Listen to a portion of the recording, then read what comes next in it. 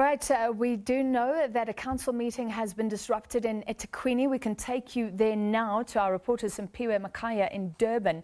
What can you tell us, Simphiwe?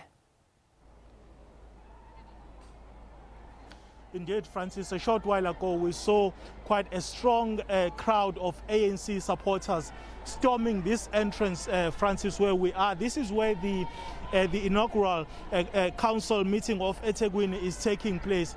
That crowd that you see in your visuals has been now dispersed by a group of police officers who were called in a short while ago to basically come and take charge of the situation.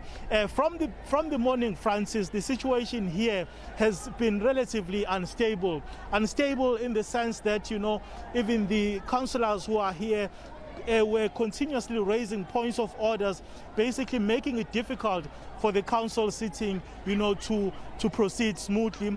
But in terms of the update, is that the ANC's Thabani Nyawo has now been officially, you know, elected as the Speaker of Ethekwini municipality. Let me now try and walk towards some of the leaders that we have here in our, you know, presence, who are part of this council meeting.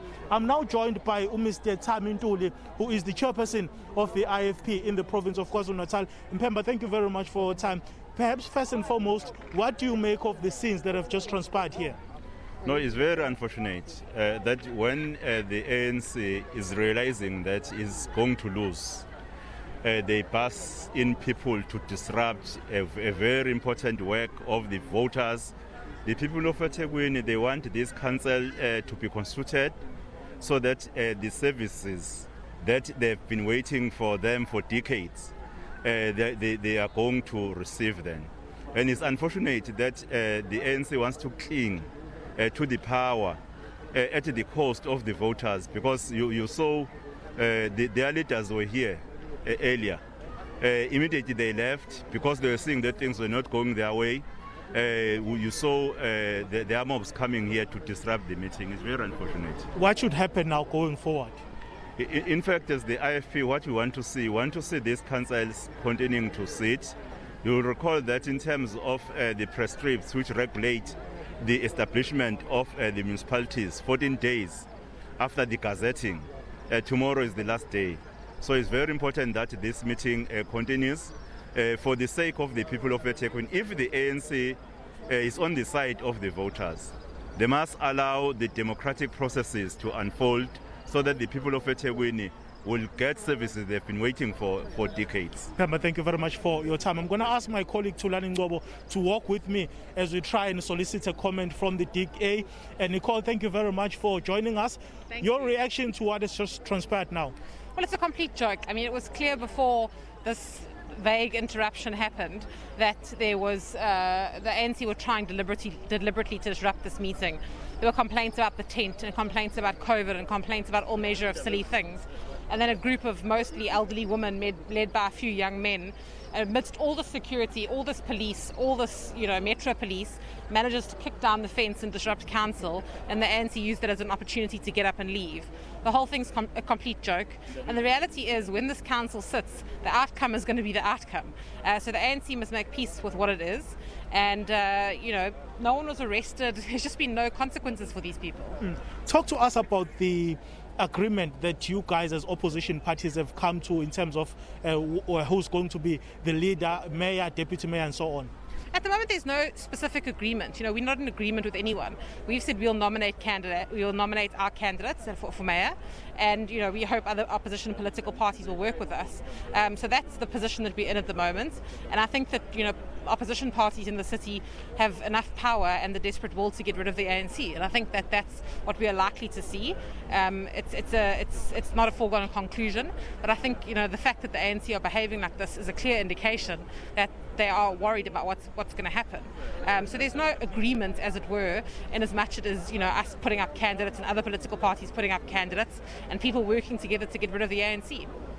In terms of what should happen now going forward, is it your view that the council meeting should continue under these conditions?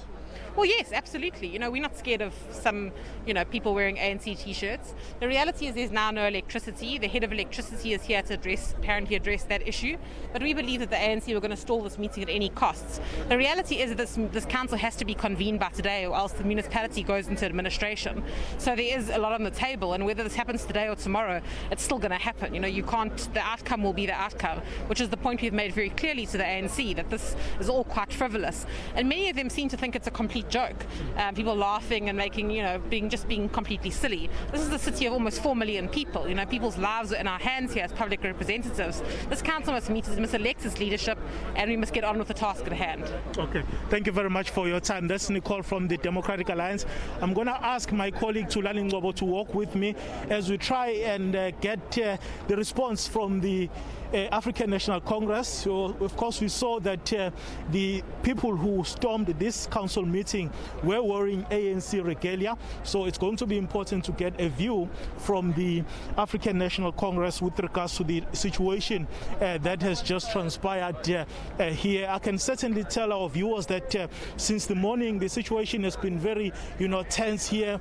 We saw even when it comes to the conduction, when it comes to the issues that were raised by the members of the council itself, and we are going to try now and get a comment from the ANC. I'm going to make my way to Mxolisi Kaunda because I can see him from where I am, just to get a sense of what the ANC in the province is saying in terms of the developments that have just transpired here.